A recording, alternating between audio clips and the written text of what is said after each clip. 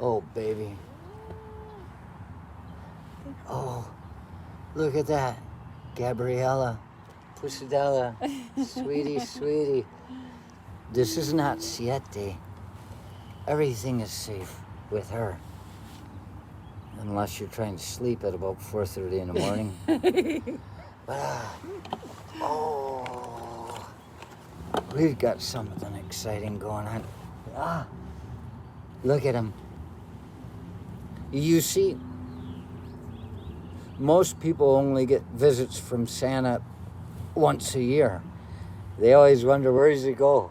They had to say, North Pole, North Pole. Yeah, funk that. Remember that song? Funk that. But no, he comes and hangs out with Victoria and me. You think it'd be ridiculous for him to be dressed like that all summer, but it holds the sweat in when the wind breeze comes over, and it draws away the heat with the sweat, and like wicking or something. Yeah, just like the African safari outfits, you know.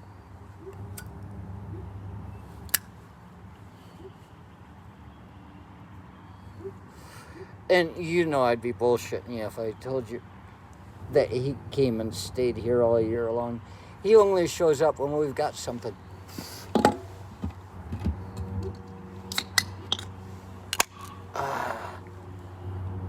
Oh, you thought I was talking about the beer, didn't you?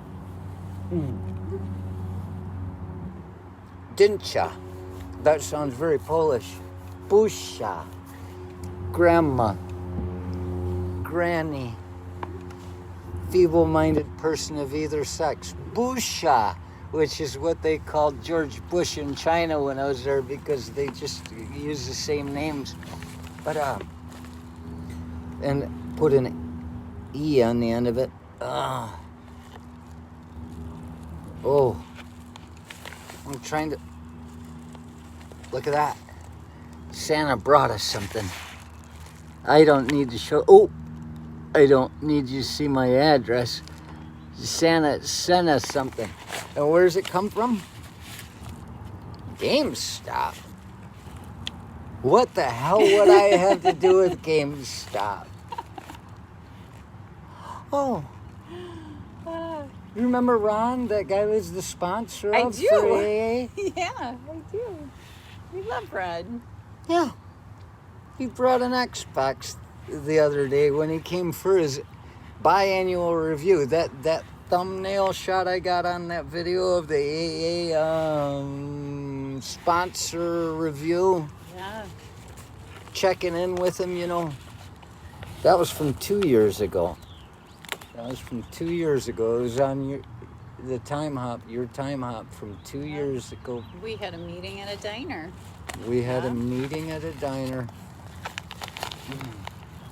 All is well. And we helped him get out of the trouble he was in. The interesting thing about that, I have to tell you this before we show you whatever it was that Ron got us. We were talking about what it is to go through the therapy when he first got in his trouble there. And I was able to share information with him, you know, advice on the way things are likely to go.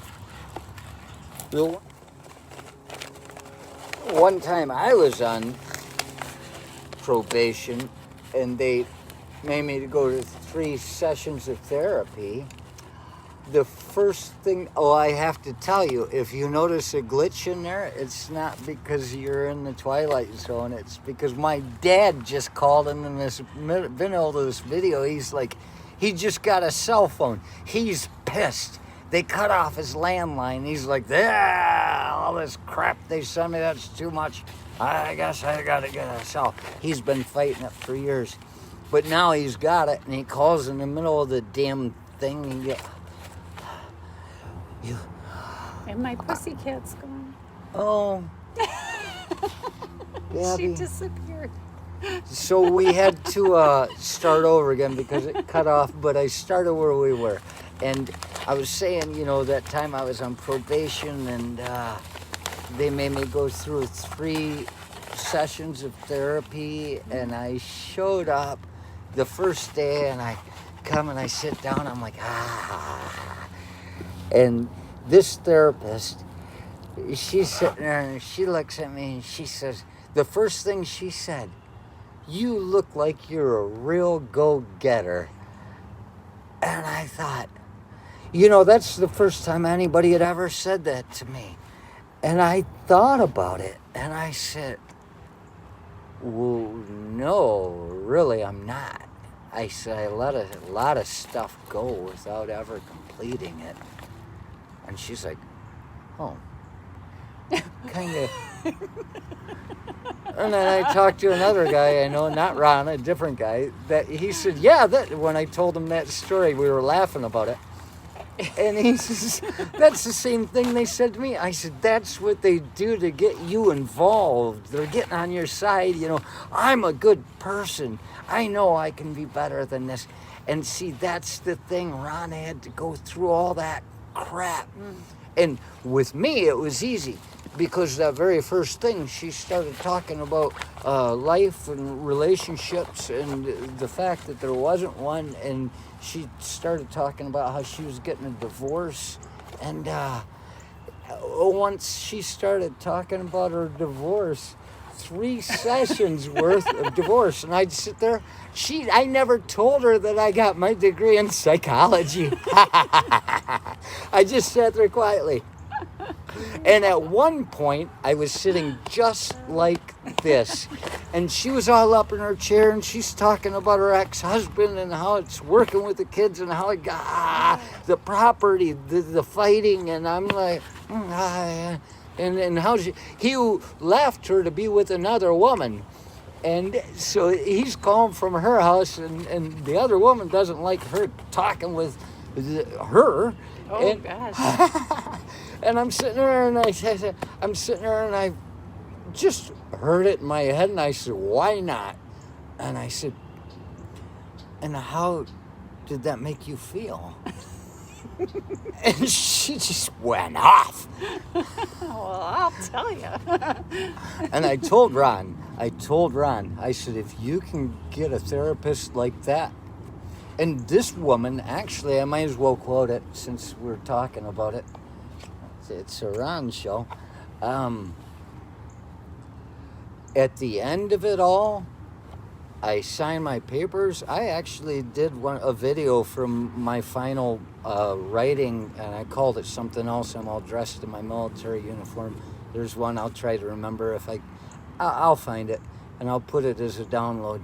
But the letter that I wrote to her the last time, whereas I knew that she was going to sign me off before she ever had a chance to read it, because she just talked a lot. And I did all the work, but I signed off the paper after the 3rd session, and she looks at me and she says, you're going to be all right. And I looked at her and I said, oh, I will drink again. And she said, just kind of take it easy. Like she knew anything about me. I knew more about her husband than she knew about me. I probably knew more about her husband than she knew about her husband.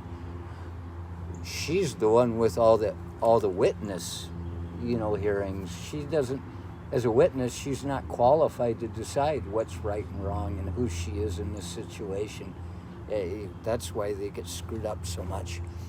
But so the thing about this, he had to go through this, and I had to explain to him, they want you to do this. They want you to need them. They want you to say, I've got a problem. Please help me. And as long as you don't drink when they're helping you, you are their favorite person in the world. This takes me to when I was on Kodiak Island, Alaska. It's like the bums up there. I was living in a homeless shelter. I had a job, but I wasn't going to be there long. Living in the homeless shelter with all these bums, and they'd give you all this advice. You pick up a bum hitchhiking, he'll tell you how to get gas money at a church. They've got all the best advice how to get by without anything. It helps to be a military veteran because you can eat bugs and live in a ditch. Oh, God. You've already got that part out of the way. But these bums would all say, you just got to go down that place, go down to that place. They give us like $200 a week for groceries, and you go down to that place, just go down. And they were talking D-Day and I and me into this, and I'm like, I was hungry, but we went down there, and the woman came out happy as hell. We're gonna give you guys some food. Put forms down in front of us. Just fill these out, and we started filling them out. And I'm looking, I've got my name and everything on there, and I leave my social security at the end in case I change my mind. And I'm getting down to these questions, about family members and who could help you and what are their phone numbers. And I said, you know what? I said, I don't even know what I'm doing here anyway. And I was raised in a way that I heard bad things about people, and just knowing that it was going to get back to my family, that's not the kind of thing where you needle somebody with. You got to maintain a semblance of sanity and responsibility and validity as a person. Validity that's the big word. You can take care of yourself. You can't just be crazy nut job running around and not taking care of yourself. Yep. You take care of yourself as a crazy nut job, and people will say, wow, he seems to have it together. Because they don't see enough of you. But you're not on their couch. But the point is, when I got to those parts with the family members and all this, I looked at D-Day and I said, I can't do this. I said, let's go. I said to the woman, we'll be back. We're just going to take these, finish filling them out. And she's like, no, you can't take that out of here. You cannot take that out of here and bring it back. For some reason, there was a rule. Really? And I was like, well, okay. And I took it with me and I threw it away somewhere. Probably in the ocean, next to the batteries. I haven't told you that story. But I've been holding off on it. It's a terrible story. Oh, God. Oh, fish in Alaska. Yeah. So what I got out of this was these people that are doing AA therapy and the people that are running AA and all this stuff, these people are so involved in it, they want to help people, are like the same people that are in Alaska. They don't care how many bums are out there. What they care about is whether they're feeding the bum, and that bum appreciates them. So the bum starts taking their food. Next thing, they're riding their ass to get a job and a place to live, even if it takes a case manager. Now you got a case manager showing up every week while you're trying to bury the landlord in the backyard, like in California. But California with a K. I'm not talking about when I was in California. Brad Pitt movie. So the point is, they don't want you to have what you want. They want you to need them and to suffer and thank them for you suffering. It's like Lent, So there's Ron. We had her, and it had occurred to me after he'd been here and we did the sponsorship review. Yeah. That's what these people, he said it, he said they just want you. However he said it. He didn't say need them. Well. He said it very well. Yeah, he said it very well. And so that day when we were here celebrating just our friendship together, and he come to town, he brought me an Xbox. He bought an Xbox so that we could play Call of Duty. He's too much. He's such a good person. And then he said, remember those pants I sold you once? And I swore I was wearing them. And I said, the very pants I was wearing. And he says, and I was like, I know where they are, because they were just not a right fit for me. And I wondered why the hell I would have bought these pants, but it was close, but not enough. And so he traded me the Xbox for the pair of pants that I bought from him a few years ago. Yep. Who sells pants to their friend? I bought a crock pot from Copen. Yeah. But look at that. We used to play Call of Duty, and it's so he brought this thing, set it up, and you know, if you're going on Call of Duty on World War II, you'll be able to see Jarcher, RSRCTN. There aren't enough letters in there for it, but Yeah. Judas. It's Judas. Judas Resurrection. RSRCTN. Yeah. Judas Resurrection. Like if you I've did a got a sigil, character. It's all the And there it is. I always used to see these names. I had no idea. I was just the Ron edition #1. And I got this in the mail today. Oh, why should you? Oh, sorry, nothing. I got this in the mail today. And it's from GameStop. And it's well, you see it. Judas Elderquist.